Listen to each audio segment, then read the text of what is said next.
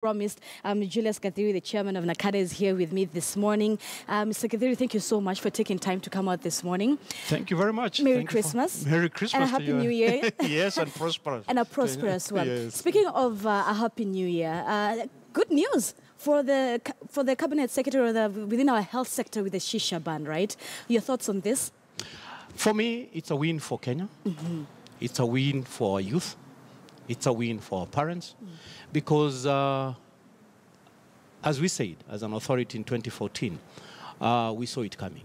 Mm-hmm. And as I must say, addiction is something that we are all vulnerable to.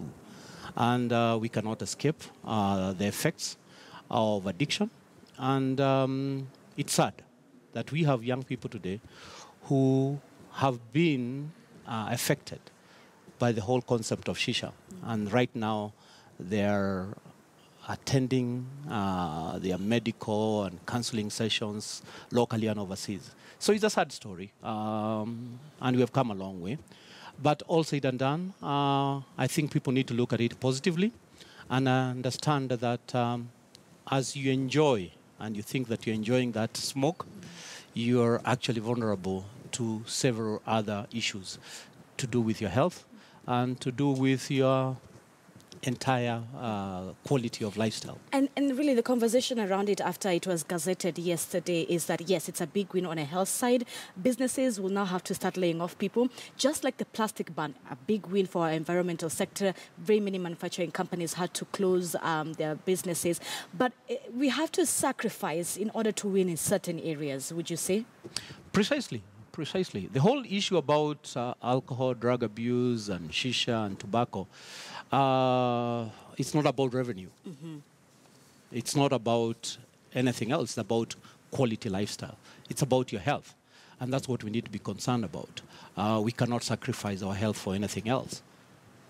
And I'm glad you talked about the issue of addiction, which I really want us to go really deep into. Very many Kenyans better understand that addiction is actually a problem. And to some extent also a mental problem. Talk to us more about this. People must understand that we are all addicted to all sorts of things. Right. You could be addicted to your tea, yes, nice cup of tea in the morning, or your coffee. Others are addicted to chocolate and many other things. And of course, others are addicted to that nice cold drink that they have after 5:30. And they don't realize that you have no control of addiction, because a drug is anything that affects the state of your mind and of your health. And once it hits the right buttons in your mind, then you will not be able to forego that particular thing that you're addicted to. So it is something that we need to understand and we need to be aware of as parents, as youth, that it's a disease. And it's expensive. And we keep on saying that prevention is better than cure at any time. Mm-hmm. We don't want to go through the experience to discover because it's a painful experience. Mm-hmm. And we need to continue with the old saying that prevention is better than cure. It is better than cure. Speaking of prevention, then, where if one finds themselves sadly in addiction, be it of shisha or alcohol or any other drug substance, where can I go get help? There are many places right now. And of course, it all starts from NACADA's point of view. For our emergency number, we have a 24/7 hotline, 1192. We have counselors on 24-hour basis who will be able to advise you, talk to you, and of course, give you direction on what you need to do with whatever problem that you might be experiencing. You might call in because it's your father, it's your son, or it's your daughter. And that's why the national authority is there to help you to cope with whatever problem that you might be experiencing. All right. But there's also a lot of critics would say we have banned shisha. Why are we not banning then smoking and tobacco? Because shisha rather is just flavored tobacco. And yes, it's unfiltered and it has more effect than one puff of tobacco. But what about these other ones, tobacco itself and cigarettes? Yes, what people don't understand is that shisha is a new emerging lifestyle. And one puff of shisha is like smoking 300 cigarettes, if you might believe. Not to mention the effect of the person sitting next to you. That's what people don't seem to understand and appreciate. Right. That danger of going through that smoke, that flavored smoke, that new lifestyle that you enjoy, that thing that you think it's trendy and nice and enjoyable, the effect is something that you just don't want to think about. Right. And that's what Kenyans need to be aware of. So for the jobless youth, after this gazette went public yesterday, what would you say to them? To our unemployed youth, and of course to anybody who is talking about their unemployment, we want to say that there are many other things to do. People try to justify the whole issue of tobacco or alcohol or brewing of changa and everything else that we do as an economic venture, but we are saying there are alternatives. You can't gamble with your life. You can't, because it's too expensive. Okay, and people who have gone through rehabs and treatment and everything else know how expensive it is. People who have lost their jobs because they could not cope with alcohol, or people who are today bedridden because of cancer and something else, just know how expensive it is. That's what we are talking about. You know, you cannot compare apples and oranges here. And the thing is, Mr. Githiria, shisha, you will not find it in the rural areas. It's within our urban cities, within the posh places, within the cool entertainment joints. Then, what impact will then this have? The effect is that it cuts across the board. Yes, it's a trendy issue. Yes, it's an urban lifestyle for the middle and upper class. But unfortunately also, we have got our young guys from the eastlands of Nairobi and other rural areas who think because it's trendy, they also want to try when they have got an extra coin. And that's where the danger is. That's where you're right. And the thing is, even your former boss, Mututho, has come out to commend this big leap. And the fine of being jailed for 6 months or even 50,000 or even both of this is quite a big stride. But what are some of the challenges you face as NACADA when it comes to the war on drug and substance abuse and alcohol? I think the biggest challenge is that we, as Kenyans, do not appreciate the dangers associated with that kind of lifestyle. We think it's trendy, we think it's nice to enjoy whatever you enjoy, and to get the high that, of course, people like to experience. And the danger associated with that in terms of your health, in terms of your lifestyle, in terms of competing with other interests, including, of course, your pocket. We all need to invest and save money.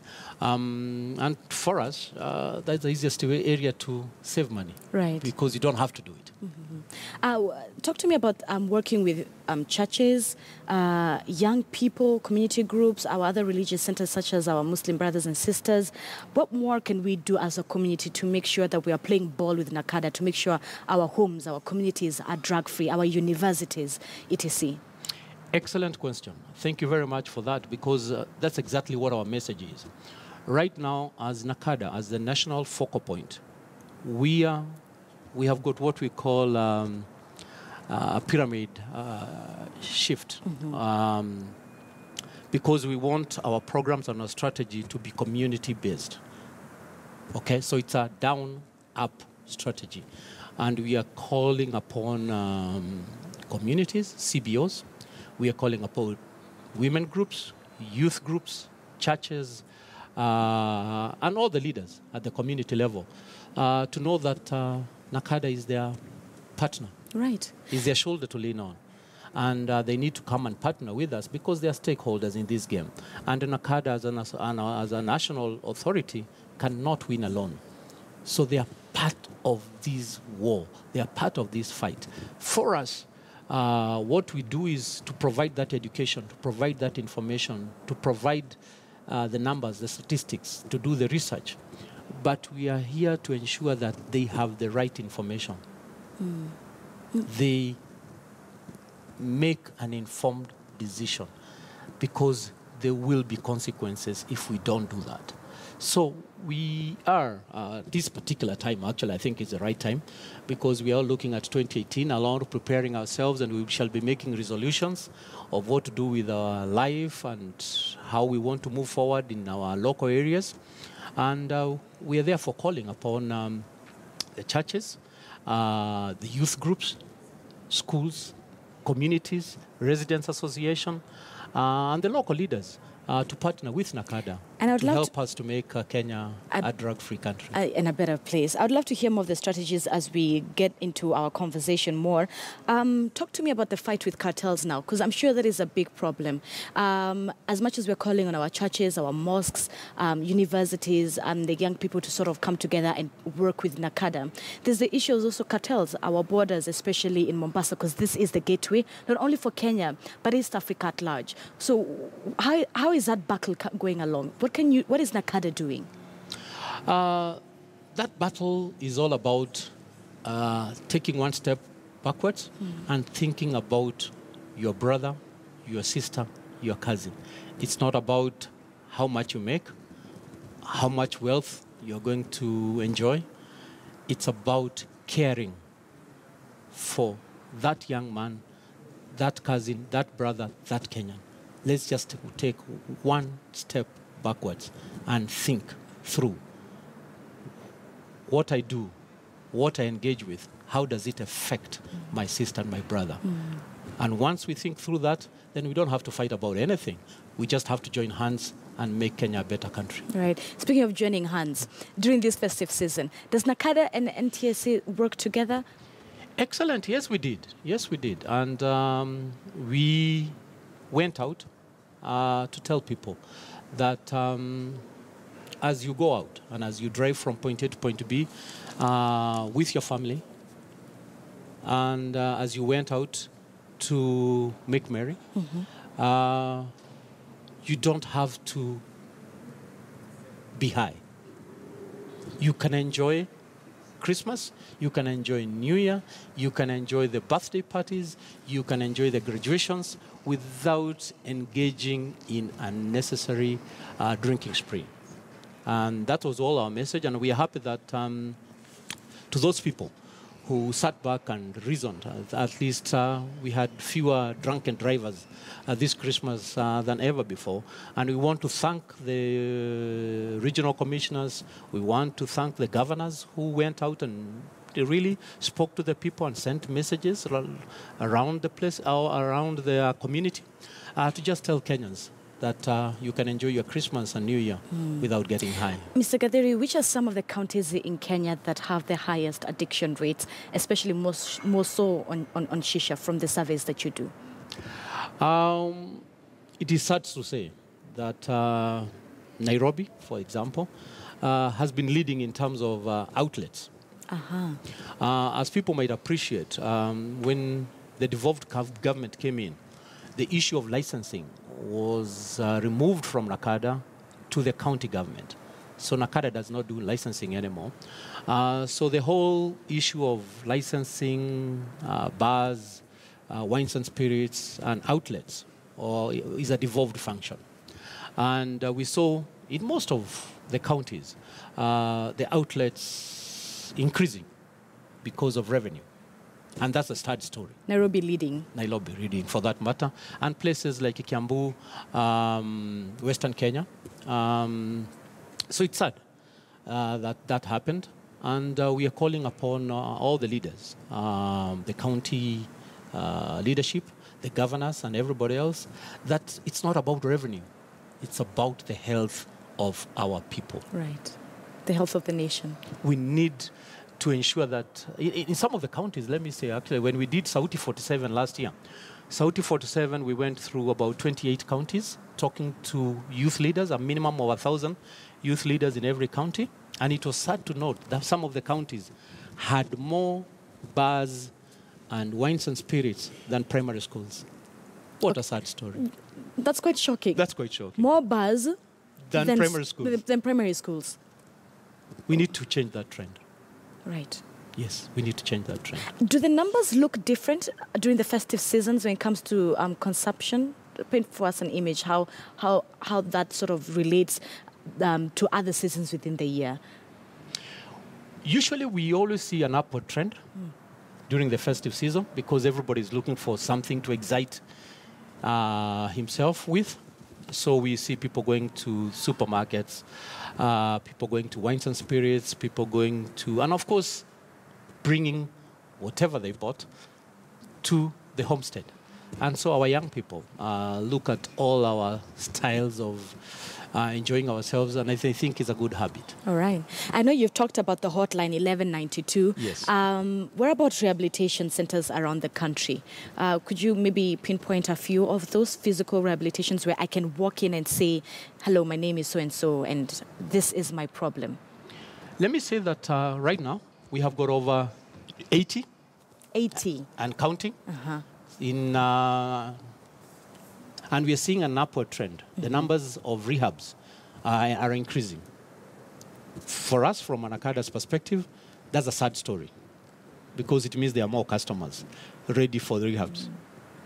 So we need to go back to prevention to ensure that we don't see these numbers going up because, as I said, it's expensive for anybody to go through rehab and treatment. You lose your job, you lose your family, your loved ones. The loved ones and everything else. It's a sad story to go through rehab.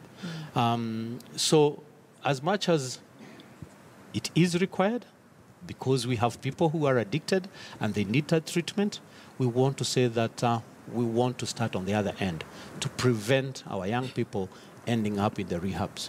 But as we sit here today, we have rehabs almost in every county in Kenya. Some of them have got 2, 3. And every time we visit a county, the first thing we asked is, when are you starting a new rehab? Oh, wow. What a sad story. Oh, when are you starting a new rehab? Because of the inflow. The inflow. What a sad story. Okay, wow, Mr. Githiria. Lastly, talk to me about the strategies come 2018. So this sad story now translates into something more positive. What does NACADA have up its sleeves to make sure that we're making Kenya a safe place? What NACADA has is, as I said, a paradigm shift. Bring the whole discussion at a community level. Bring the whole discussion to our dining tables. Let's bring it at the family level. Let's start that conversation right there and ask ourselves, are we aware of the consequences of the kind of lifestyle that we are involved in? Let's make an informed decision. So whether you are smoking, whether you are enjoying whatever substance that makes you get the high, are you aware of the consequences? And I'm glad you say that we need to bring the conversation to the dining table. That means parents need to be open to talking to their children about these things instead of probably maybe screaming or shouting about it that it's bad. Sit them down and actually tell them why it is bad. You know, because what we normally do is we just say, usikunywe, don't do this.